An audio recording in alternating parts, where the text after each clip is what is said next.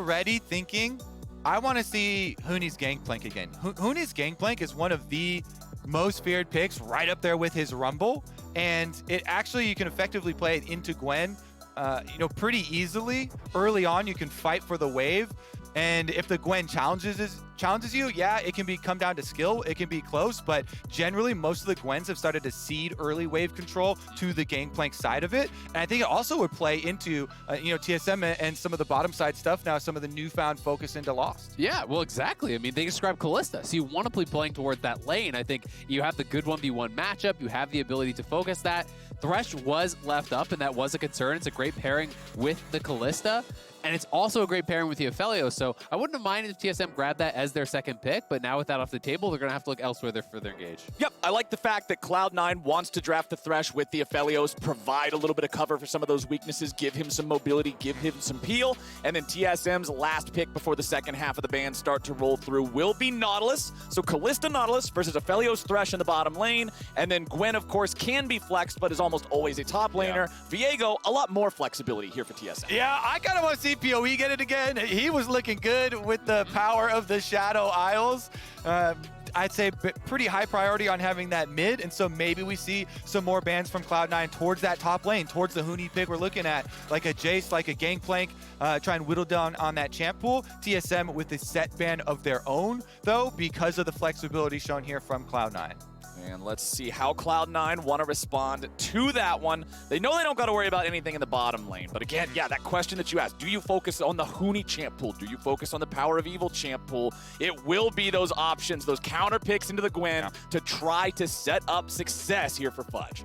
Yeah, they got one of them, the Jace out, so the Kennen and the Gangplank are the other two big ones into it on top side. Huni's been very flexible, though, and he drew out that Mundo ban, so there might even be something even further out of the reaches. I mean, another one that I'm kind of looking at is conspicuously absent from the draft so far is Renekton. It's such a popular pick, especially if you're talking about working well with your jungler, playing for that 2v2. So exactly. The other thing here is that they're already pretty AD heavy, so maybe like the Kennen. Kennen is also quite a good one. Get some AP in there for them, because I'm assuming it is going to be PoE with the Viego, but it could be Spica. Jungle Viego definitely very good too, so that flexibility might keep Cloud9 guessing, and it does. It draws out the AP jungle ban to pair with them. And I always do like a Rumble ban against TSM here, just because Huni's such a big Rumble player anyway. He has such a reputation on this champion. It's that much more valuable against this squad. TSM sending their last ban at Orianna, and now they'll lock in the Volibear. I feel like this almost has to be in the jungle these days. Yeah. So that means Viego should be heading towards one of those solo lanes, but we still don't know which. And it does really make me wonder, what is the setup here going to be for Huni, right? Because if you do go another AD laner, you are going to be very heavily physical, which could be an issue against some of these champions, especially with Cloud9 still having the ability to draft some sort of a tank out of the jungle that could actually respond well to that. At this point, yeah, I'm thinking it's got to be Kennen for him then. It feels like the best as far as setting up space for Viego to work with too. I guess they could do Viego top and then draft something for PoE, like a control mage as well, right? You could look for an Azir as an option there if you want. Into Gwen, that feels hard for Viego, but yeah, it could be the case. Perkz back on the Yone, please lock it in. Hey, it looks so good yesterday. We can't get over excited just yet. It's still a hover. It's still a hover. It is Azir instead. Azir Trundle will round out the draft for Cloud9. Okay, so Azir. You sound so defeated. I am. You know what I wanted, okay? Azir at least does play with the theme of the comp, okay? Because you're looking at the overall theme of Cloud9's comp. You have Aphelios, amazing late game. You have Trundle for super beefy frontline. Guess what? Azir gives you more of the late game, more of the peeling for your backline, so it makes sense. And it's what I thought. They're actually just going to flex the Viego, and they're going to go for a control mage mid because they want that AP. They're not comfortable moving towards the Kennen. So through that lens, if Cloud9 had the same read that I did, they could also see the Azir as a takeaway, right? Because Azir has been very good lately, very popular lately. A lot of people are prioritizing it above the Viktor. So it is not only a good pick for them, but it is that denial. I've got to say, though, I really like the C9 draft. I think Trundle as an answer into some of these beefy champions like the Volibear can be really, really strong, slowing down some of these melee, disengaging, and it'll be pretty tough, I think, to fight through the box, to fight through these Azir soldiers, and actually get to the Aphelios, who you're going to have to kill off. And it's going to be interesting because we can look at the top lane wave for the first couple of minutes to see, is TSM going to try and play off of this Volibear early pressure and get him a level 3 gank to Huni?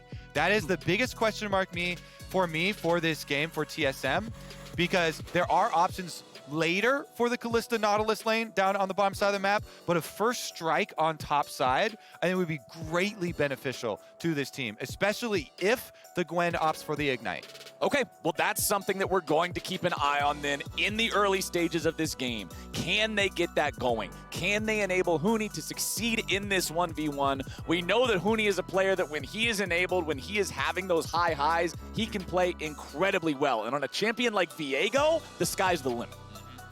Worth noting, it is going to be Phase Rush here for PowerOfEvil. That is something, as a mid laner, anytime it's Trundle jungle, I'm going to play Phase Rush pretty much on every champion. You know, this is one of those things that allows you to escape from those ganks very, very easily. It's going to make it difficult for Blaber to pressure mid whatsoever. So Blaber will have to be focused, I think, more on counter ganking this game or potentially attacking bot.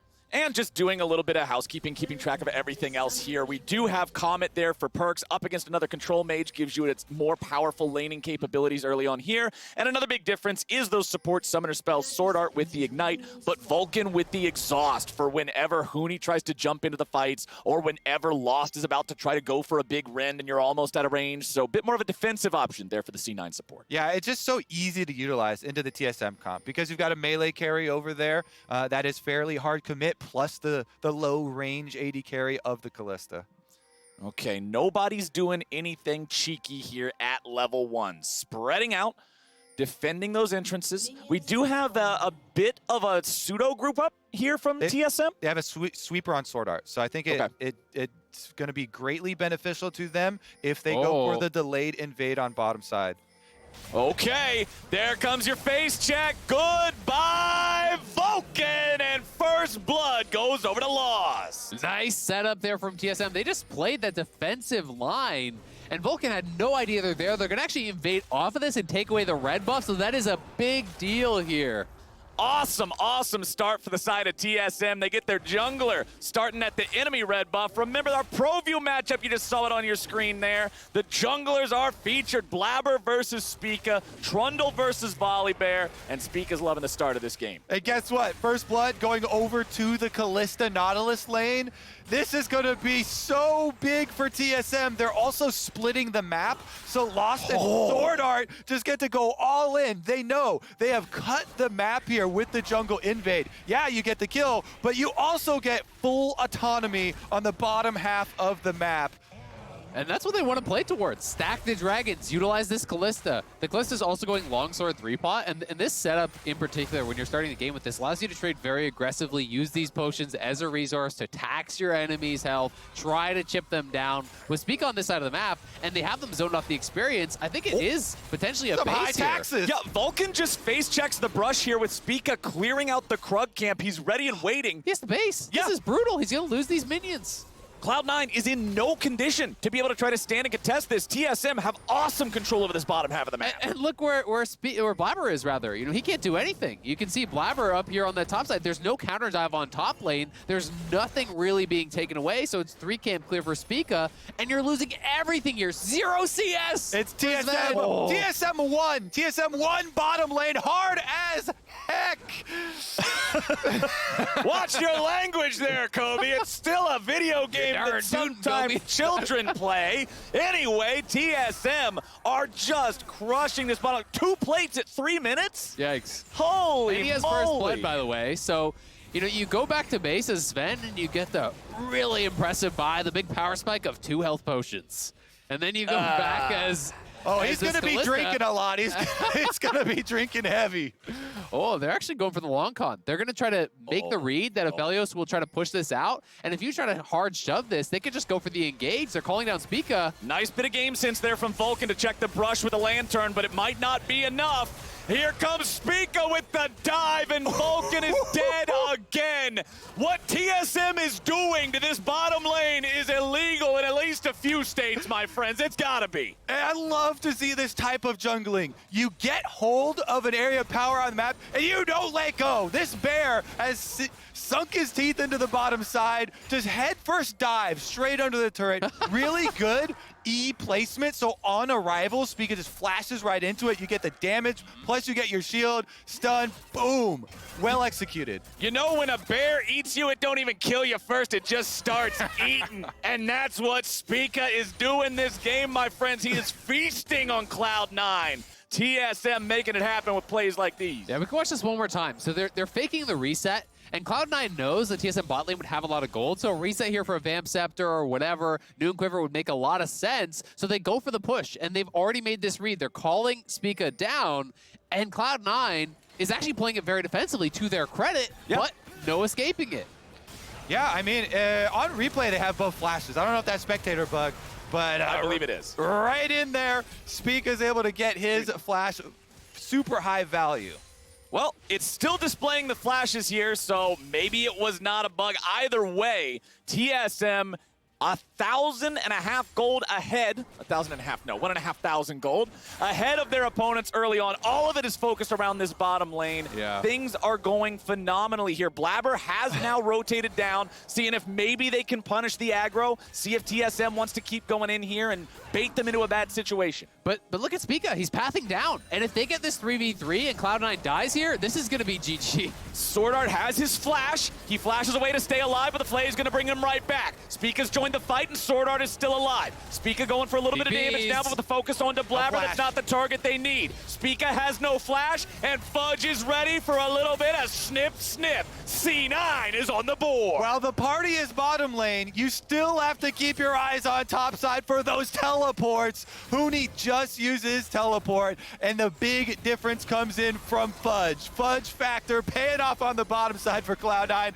trying to keep him afloat. And that is actually so important because that was like a triple stacked wave that he's also going to lose. So yes, Lost will still be ahead, but look at the farm. I think this is actually 4 waves that he's going to potentially lose here. We'll see if they can get back to the turret now to try to reclaim some of that. But the CS has evened out. Of course, Huni will take his tax from that top lane. He does get a plate of his own, but that is TP advantage in action there for Fudge. And they're looking for Blaber. He's got flash, does have Lantern. Yep, Lantern's better than any summoner spell in a situation like that. Just pull you straight to safety, no big deal. Scuttle Crab was secured by the side of Cloud9, so they will have vision over the fact that Spica has dragged this Drake out of the pit here, but it's not like they have anything to say about it. With Kalista and Nautilus both there, it's TSM's Drake. It's such a fun game when you get these focused early game plans, and to have it kind of handed to you as TSM, it started out in the most ideal situation ever. Yeah. Let me take you back to level 1. Guess what? We're setting up for a delayed invade, and they walk right into us for the first blood for bottom side. Then the bounce back on the wave, having it push out. Here's another look at the actual play, though. SwordArt does flash out early, definitely necessary. Looking at the mini-map right now, Huni just teleported back to top side, so Fudge is saying, hey, I gotta bail out this bottom lane. There's no flash on the jungler because Spica used it in the dive, so we can collect the kill. So Fudge gets paid for his teleport, plus the big denial on the, must be like 3 or 4 stacked waves there into the turret. And I think that's one of those situations where as soon as you're TPing back to top lane as Huni, you have got to be communicating the TP disadvantage there. You've got to be playing that game where you're telling your jungler not to fully commit, because I think Spica just showing up would have been enough to dissuade the chase. SwordArt had already flashed out, so I think he was safe. So if Spica doesn't fully commit there, knowing that TP could come through, it's just a positive play for TSM, and those are those minor things that you always want to be working on week in, week out. Yeah, I mean, they're just hyped up down there, They're all high-fiving each other. Yo, we stomped them. Yo, they got like 12 CS or so. We're pumped. Oh, okay, a little bit too far. All right, calm down, reorient here in the game. They're still, still have a very large lead in the early stages here with the Cloud Drake picked up on top of the gold. Right, but the important part is for Cloud9, they brought the game back to a reasonable situation. It is no longer a 1,500 gold deficit at 5 minutes into the game. This is much more manageable. They're only a kill or 2 away now, but it's TSM who are, again, trying to be proactive, trying to start up some objectives here. It's Rift Herald begun by Spica, but Blaber walks into the river to see what's happening. Huni is also here. PowerOfEvil will have first rotation over from mid. This is not a fast take coming out of them. C9 might still want to rotate over to stop this.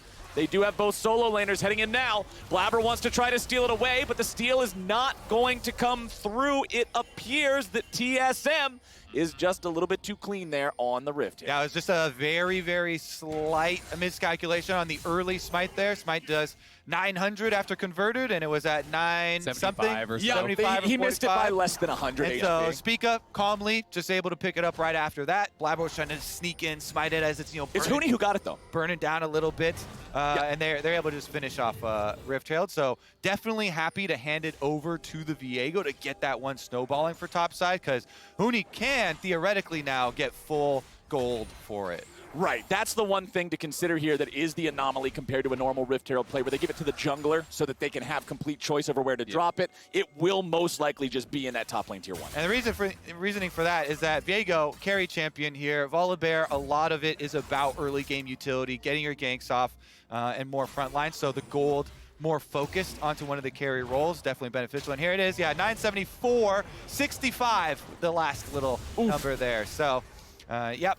Just trying to time it with a little bit of the extra damage and easily picked up. And credit to TSM, because Spica actually stopped when it was above smite range, started casting his E, so he was going to do an E smite to secure it from that, knowing that Trundle can't walk in and outsmite him on that, right? So Trundle can't actually walk up and melee it. He smites from range, expecting an auto or something to come through. It does not. So really well played on that smite secure from Spica. Yeah, there's no crazy range seals possible for Trundle. No surprise. Pillar. No Pillar does surprise 1 damage if you hit him with it. They actually were able to remove that because they got some coding in where you don't have to do a damage now to get aggro. And so they, pretty sure they replaced it with that because, back in the old days, you could pop like the old Cinder Hulk explosion and stuff with it. Yeah, there's a little bit of silliness that could be happening, but not here, not anymore. We still have ourselves a pretty close game on our hands, and we have 1 minute until the second Drake of the game spawns. So that first one going over to TSM, there was no contest for it. Cloud9 have made things a bit closer. Still a nice farm lead in the bottom lane here for Lost and SwordArt,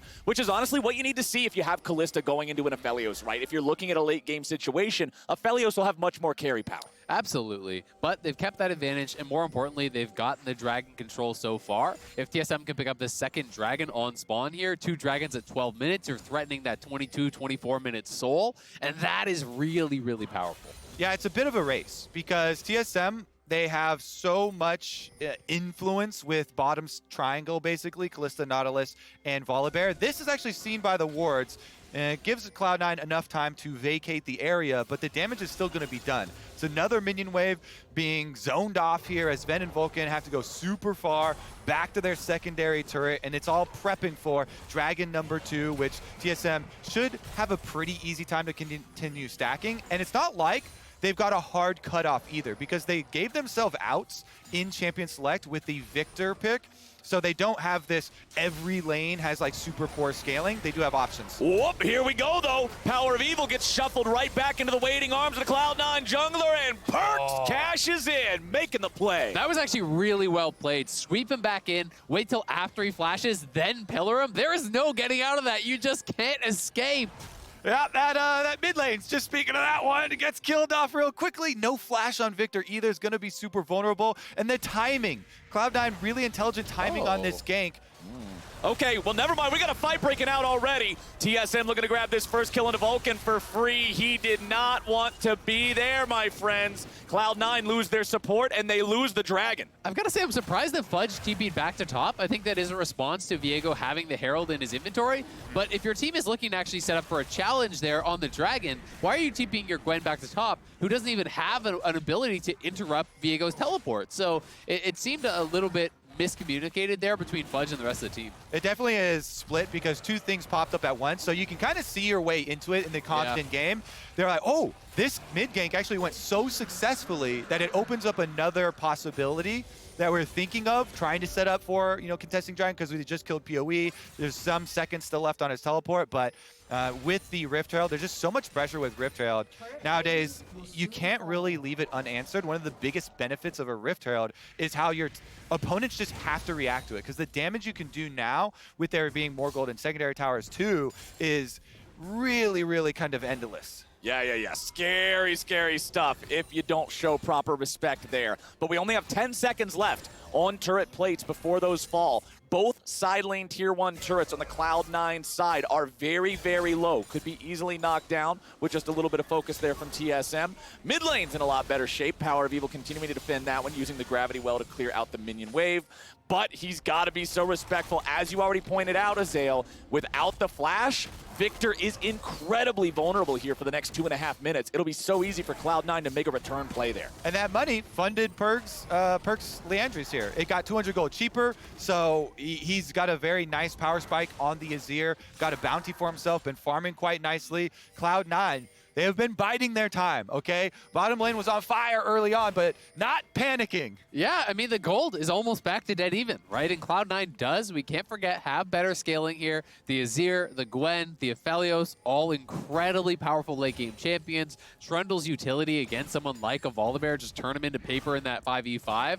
Cloud9 has gotten themselves back into a comfortable position, and now for TSM, their advantage is largely riding on getting Soul, but it is Cloud, it is not Infernal. It's not one of those kind of GG Souls. It can be very powerful, but I'm sure they would be preferring to see Infernal, Ocean, these other ones. I also love playing Trundle into Nautilus. Here we go on the bottom side, though. Oh boy! Flash in for the ulti to immediately start it off. Zven wants to do everything he can to keep himself alive. He tries. The Rend comes out. Zven is still alive. SwordArt's tanking up the turret, and TSM gets it done. Yep, every last one of those turret shots. SwordArt's patiently waiting, allowing for the chase down there for Lost. It will be the answer on top side for Cloud9, knowing that all these members have been committed by TSM. But look at that gold lead. That is paid for by TSM Wonard. Easy stuff for the TSM bottom lane there in that 2v1, but now is their mid laner in trouble. Cloud9 moving plenty of bodies around here to this mid lane, trying to make a move happen. Mid lane tier 1 still pretty healthy. Blaber with that second Rift Herald does not want to use that right here, right now. Now, Instead, just going to hold on. Cloud9 definitely want to be able to set up some deeper vision before they start their plays. This comp benefits so much from front to back. If you get to have strong positioning, Trundle right in front with the Thresh, you can just pillar the Nautilus. The ultimate from Trundle shreds either Spica or Nautilus, whichever TSM member tries to initiate, makes them incredibly vulnerable, and Azir plus Aphelios can annihilate them. So C9, wow, TSM keep making these plays on bottom side, keep getting so much for Lost, who is at a big 2-item power spike there for the Kalista. They want to try and play off their synergies together. Yeah, I mean, one of the things I always love to do when I am playing this Trundle jungle, and you have a really strong backline, is actually just pillar out the enemy backline, right? Their front line engages, you actually just pillar out the Kalista, pillar out the Viktor, push them back so they're not actually hitting your front line, and your Azir and Aphelios are shredding the enemy front line, which you also have that ulti down on. But TSM doing a good job of extending the goal lead. It had gotten back to just about parity, 2-3 minutes ago, and now again up above a 3,000 gold lead here. The next dragon up in a minute. TSM will be there on spawn. And so much of this gold lead is just hard concentrated on Lost. 41 CS ahead, 3 out of 4 of the team's kills, and he has an assist on the one that he didn't get. This Kalista is a force of nature here in these upcoming fights, and TSM are ready to play around him. Remember the last time these two teams fought, it was actually a Lulu Kog'Maw bottom lane from TSM, so they had sort of that late game insurance policy. It was fine to just sort of ride it out. Now on this more aggressive pick, now on this champion that wants to play around the mid-game power, I want to see them play around Lost. And I actually think that Cloud9 should try and trade top turret in exchange for this dragon number 3 because of the position of Lost right now. So powerful. This is Kalista dream scenario, with the shield bow plus the Rage Blade so early on. So they do just that. They take the guaranteed gold on top side with top focus. They're going to give up the next dragon positioning to TSM, say, hey, you can have your soul point. We will fight you on the one that actually gives soul, and they get paid for doing it. They're going to go for the tier 2, which is worth even more gold. So I love this even more. Push this up. You know that all the other TSM members are down on the bot side. So take both towers, really get paid, even out that gold before soul point. It's that Rift Herald must be answered factor of the game now. Really big influx of gold here for Cloud9. But again, TSM, Their eyes are on the soul. So those two turrets together will alleviate about 1,500 gold of that deficit, brings us back to a 2K gold lead here for TSM, which 19 minutes into the game is still a good lead, especially when you consider the bonuses that they have that aren't reflected in that, like the Drakes that they've picked up, all 3 of those here so far. And the completed items, right? You've always got to remember that when you finish that item, it's worth so much more than the sum of the parts. So the fact that this second item is already in for the Kalista loss is ridiculously strong, but TSM want to keep pressing. And it's going to be these next 5 minutes that a lot is going to be decided. Vulcan's going in, and Perkz is right behind him, but Spica is not the ideal target. TSM immediately ready to turn things around. They kill Zven off instead. They will take that one every day of the week. TSM with 1 kill under their belt, nearly finding 2 more. Death sentence from Vulcan won't get a thing. But TSM went out in the fight. You see how hungry PoE is too? He even goes in for the extra deep dive there with Viktor and flashes out. Maybe you got punched for not having flash later, but man, you can tell TSM are just riding this wave of pressure so hard right now. They want to get everything they possibly could out of that fight. And again, Volibear, Spica, really nice use of his ultimate. Yeah, you can get the pick on him, but Unstoppable just jumps his way right back out, and TSM turn it around. They get rewarded with the double turret take of their own straight down mid. And they are marching up to the Baron as it spawns. This is a 20-minute Baron. Yes, Cloud9 will have that scuttle crab vision over the area, but Cloud9's mid laner is dead for 20 seconds. And they have flash to turn on Nautilus, right? You've got flash hook. Cloud9 knows that the ability to turn is there. They have the Kalista for the secure, so they're not even going to show up. And all of a sudden, TSM, big fight mid. They knock down the towers, they take the Baron, and they are so far ahead. I really think a lot of early game focus and priority is the way to go. Having some agency, some game plan early on.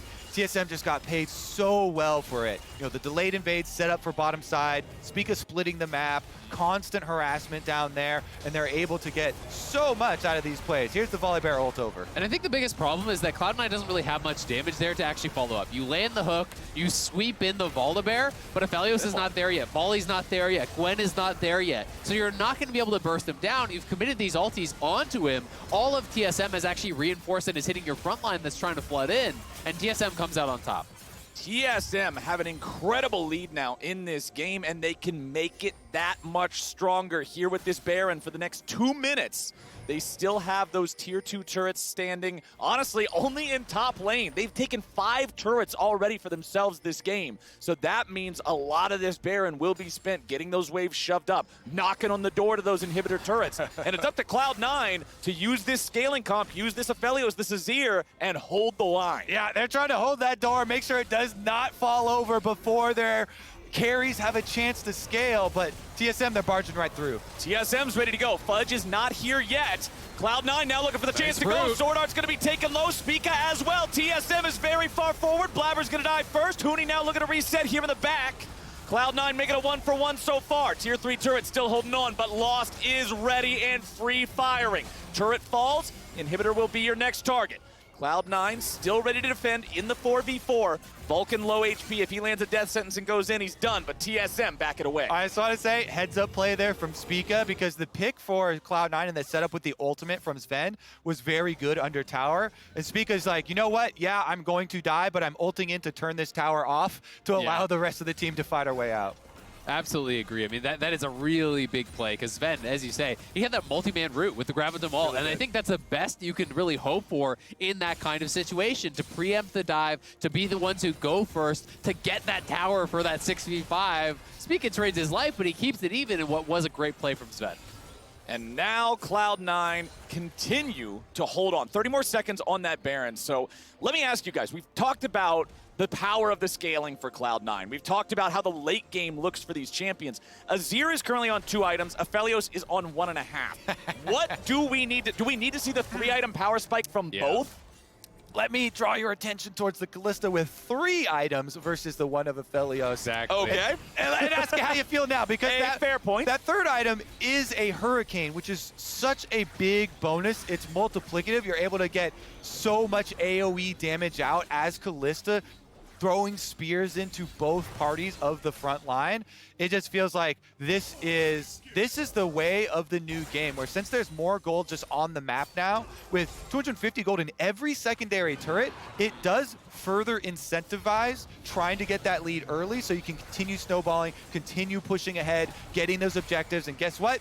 Cloud Soul is just another one on the checklist for TSM, not a C9 member in sight. Yep, they're letting that one go. Cloud Soul completed, but what this does mean is Cloud9, if they can hold on for the next 6 minutes, could go for one of those Elder YOLO plays. If they feel like the game is slipping away so far that you have to do a Hail Mary to try to win, Elder Dragon is the place to do it. So 6 minutes from now, we'll be looking at that. But TSM, they'd love to end this game before we even get there. Absolutely, and it's going to be a lot harder now for Cloud9 to actually get picks on some of these members. You know, you want to go for someone like Viktor, but he drops the ulti, he procs the phase rush, he procs the Cloud Soul. This guy's Usain Bolt running around shooting lasers. I also just hate Viego with Cloud Soul. Greatly enables this champion's play style. Press R, press R, press R, press R. Easy stuff there for the Reset King in the top lane. Huni is not anywhere near the rest of the players on the map. We have all 5 from Cloud9 and 4 from TSM around this bottom lane area. Huni getting that top wave pushed out instead. Remember that tier 2 turret still standing up there, so Huni knows that with all this pressure on the other side of the map, that is just some more free gold for himself and his team. And one thing that you've got to mention is if you take these inhibitors early and you can't close the game, then you start to really flood gold into your opponent's base, who have incredible wave clear. And that's why the #1 goal for TSM right now should be Baron setup. You're looking into the future. You have a Kalista, super fed Kalista, so securing the neutral objectives is way easier than sieging on these turrets and going for inhibitors. So the game plan right now for the next few minutes for TSM should be about setting up around this Baron. Then you force Cloud9 to try and come to you and expose themselves through the jungle, through the vision you've already laid down, and you've got the trump card of the Rend for the Baron as well. And Huni is so incredibly powerful in this side lane, going for the Blade of the Ruined King as the second item, guarantees that he is at maximum 1v1 power for anybody that comes to try to stop him. Right now, it's Perkz up there just clearing out the waves, obviously not looking for a full-on fight, but Cloud9 must be cognizant of the fact that we are under 30 seconds to go before that Baron spawns, and TSM would love to rush it again. I really like the buy here from Spica, grabs the Anathema's Chains. It's a cheap item. You can get the completion before the Baron, and very likely attached to Perkz, who is kind of the hope right now for Cloud9. He's closing in on those 3 items. He's going to be dealing a lot of damage and reducing not only the damage he deals to you, but the tenacity. So if you can actually stun up that Azir, that is a big deal. This Baron's got to be gone. Look at that. They've got Trundle bottom side of the map. So Cloud9 are making the call. Hey, we cannot go into Fog of War right now versus this TSM squad. They're too fed.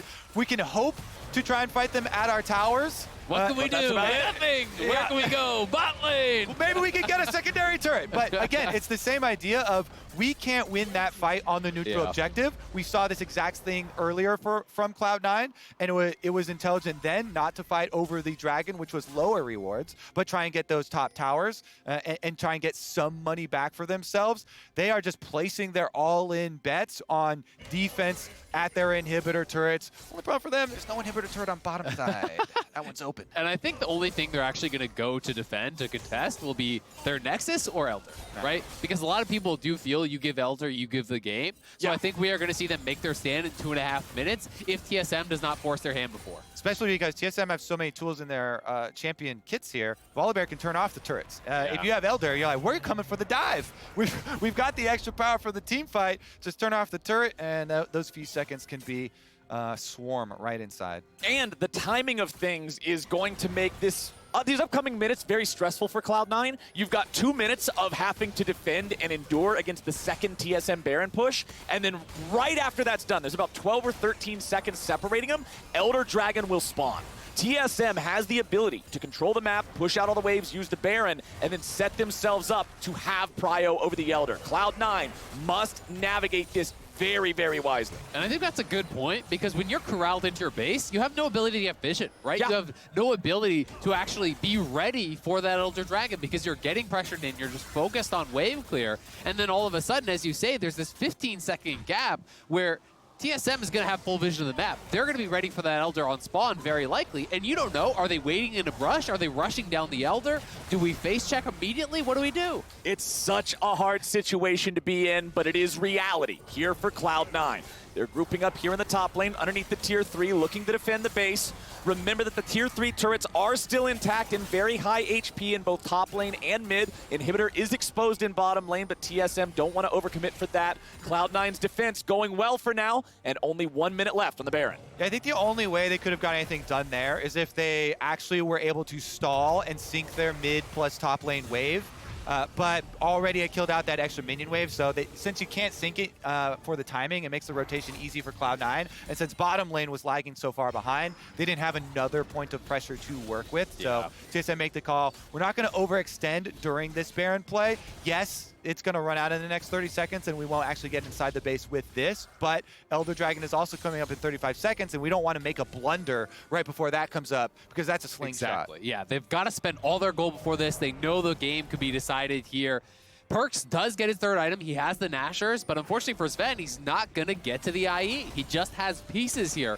So missing out on that completion is such a big deal potentially in these team fights. And Huni looking to set up a potential angle here for the flank, but he is a little bit out from his team.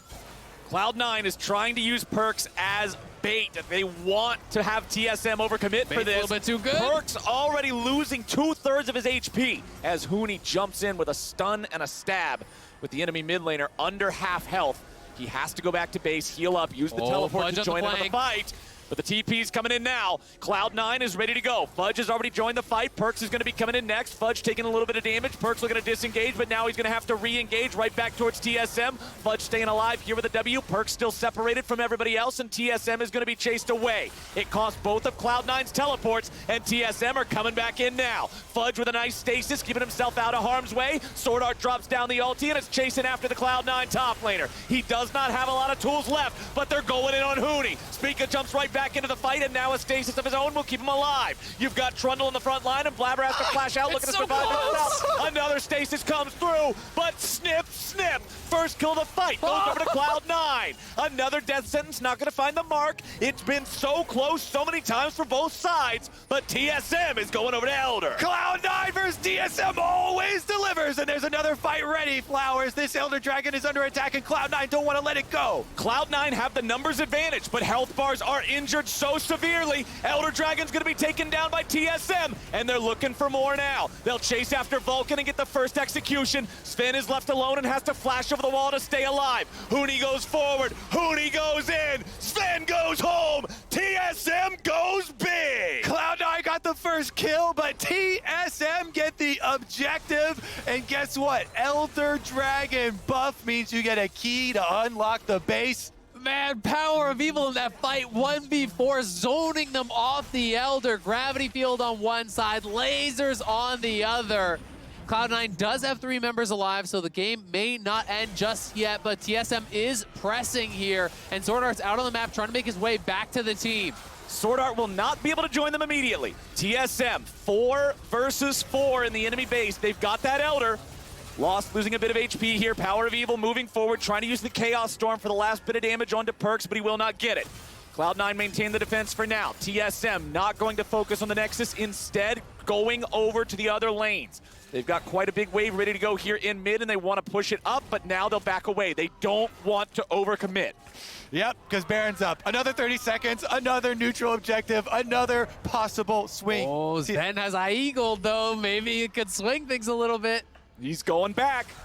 He's got to be able to shop and then make it to the Baron, though. It honestly just looks like it's going to be another TSM Baron rush without Cloud9 being able to really contest this. So, hey, they've already done it twice. Why not make it 3 times? TSM will go for the Baron as soon as it rears its head. And at this point in the game, with these items and these champions, say goodbye to your health bar, Mr. Baron. You are a big dead worm. Yeah, also, they've got Gwen split pushing bottom side, so definitely not going to fight this one. Numbers disadvantage. Cloud9 still trying to play that defense.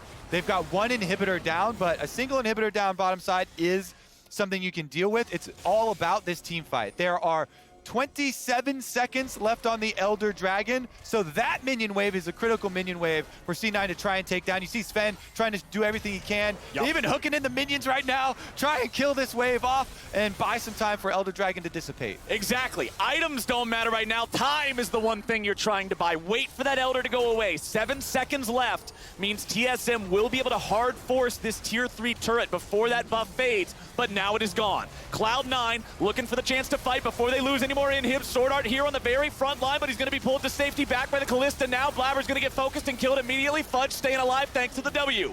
TSM will manage to get the enemy inhibitor. It is a 1-for-1 trade. They take the jungler, they lose their support, they take their lead. It's just so back and forth here. TSM have been in command for so long, but the scaling is kicking in for Cloud9, and they're having trouble closing the door here, finishing that game out. It is getting more and more even in these fights. A lot of 1-for-1s. TSM still in the driver's seat, though, and they've knocked 2 out of 3 inhibs down. Yeah, there's 3 doors to the base. They knocked down the front door, they knocked down the back door. Now that's all that left. Coming through the chimney. Okay, Blaber's gonna be alive in 5, so they're backing away now. They know that even though SwordArt respawns at the same time, it is a long walk for a big, slow boy to get down to the enemy base. So TSM will again back away. 1.5 minutes left here on the Baron buff. They'll still have more time to use it. And then, hey guys, 2.5 minutes from now, Elder spawns again. Death cap completed for PowerOfEvil's Viktor, level 18. Pretty much max build. He's got double Zhonya's stasis here with Zhonya's and stopwatch. So lots of playmaking for this very high damage mage late game carry for TSM. And this is the out that we talked about. TSM drafting themselves so they weren't completely bottled into the early game. Absolutely, and it's going to be really, really strong, but for Zven versus Lost, I mean, Lost is full build now. So this is your peak of power. You've got the double stasis on your mid laner, death cap complete. You are full build with GA on Lost. You want to end the game now. You do not want this to drag on and allow Cloud9 to keep farming, keep closing that gap as far as the items go. Well, Fudge has only just now joined back up with the team. SwordArt's going to take the damage here on the front yet again. Mid lane inhibitor still alive, but being taken down rather rapidly. Fudge staying alive again with the power of the W. Huni having to ult out backwards. TSM will get the inhibitor, and that is huge. That is all 3 inhibs now down. Double super minions in every lane. Now that is something that very, very few teams come back for.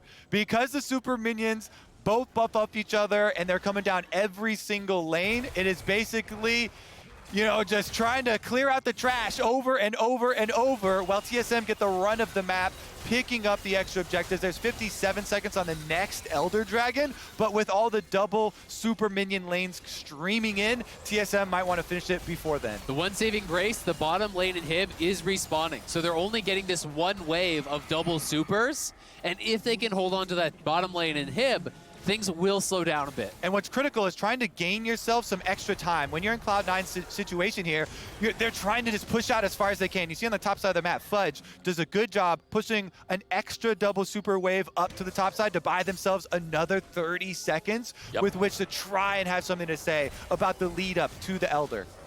TSM setting up shop in the enemy jungle, trying to make Cloud9 face check into these control wards, into this vision. PowerOfEvil with the gravity well over the wall. The W. Fudge with a good use of the W there to make sure he doesn't get caught out by the anchor of the Nautilus. Spica using the Zhonyas, flashing away now to make sure that he stays alive. You cannot lose your jungler with Elder Dragon about to spawn. Perkz and Vulcan both taking a bit of damage in their own right, but it's still Spica who is the lowest health player on Summoner's Rift. And his Zhonyas is on cooldown. That's what Volibear in late game relies on, trying to survive through these team fights. So Cloud9, they've got to charge ahead. Cloud9's ready to go. They know that TSM's able to burn this down very quickly. They've got the Rend ready. Cloud9's moving in. They have to do or die now. Vulcan's down to about 5% HP. There's the first kill on Perkz. It's already over. It's already done. TSM, they get what they need to get. They got the mid. They got the support. They got the top. Zven and Blaber will do whatever they can, trying to fight the rest of the good fight, but that don't matter none. Huni stole Fudge's body, teleported into the enemy base and killed him with it. Ladies and gentlemen, TSM dismantles Cloud9. And this is why where the premier rivalries in the LCS, TSM versus Cloud9, continually delivering because it goes back and forth. In spring, Cloud9, the ones with the upper hand. Here, TSM with a quick strike back. PoE drafted the Viktor, the late game insurance for this team, multiple times. So much damage output, so much area on the fight controlled by his Viktor. He flashes the attempted swoop from Perkz in the last fight, and they turn it around on him. They get the objective. Just well played there by TSM. I mean, I think you nailed it. The zone control was the biggest thing to me. Cloud9, because they were penned in their base, is always the second one to the objective. And every time they're trying to enter, you have to walk through the gravity field. You walk around that, now you're in the laser. Then he drops the ulti. They're delaying. They're making the setup for the fight so impossible. And I've also got to give credit to Spica. The play around the bottom lane, coordinating with this bottom lane that traditionally has not been the strength of TSM this split, was so damn good. They put Zven and Vulcan incredibly behind right off the bat. Yes, Fudge was able to swing it a bit with his TP, but that was such a point of power for them. I mean, Zven ended the game 2 full items down on Lost. Right, and when you brought up specifically the point about Zven not being at that infinity edge yet, when you looked at the farm at that state of the game, he was 50, 60 farm behind his opponent, right? If that bottom lane doesn't go as tragically as it does for Cloud9 early on, Zven hits breakpoints earlier, it might make the difference that can change the game earlier. But that's all shoulda, woulda, coulda, maybe. It doesn't matter because TSM crushed the bottom lane. I think there are just so many different things that Spica did well in this game. It was my vote for player of the game.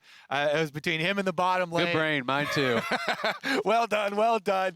Honestly, brain. just especially because you're playing so much to the things that you have drafted, and with it being so focused on bottom side, you can say, hey, they got such a good early lead with Thresh walking right into them level 1. That's ideal scenario. But it's what you do with the opportunities that arise in front of you to get the most out of them. I mean, I think that's exactly the point, right? It's so easy to actually just say, oh, well, yeah, you just played your winning bottom lane. But to find the right timings, to always be in the right area at the right time, to set up your path for that, I think that is what really impressed me most. And they executed so well on this winning bottom lane against a comp that was going to outscale them, that they couldn't play against, from an equal position. You had to get this lead. They did, and they win the game off of it. And thus ends another chapter in the TSM versus Cloud.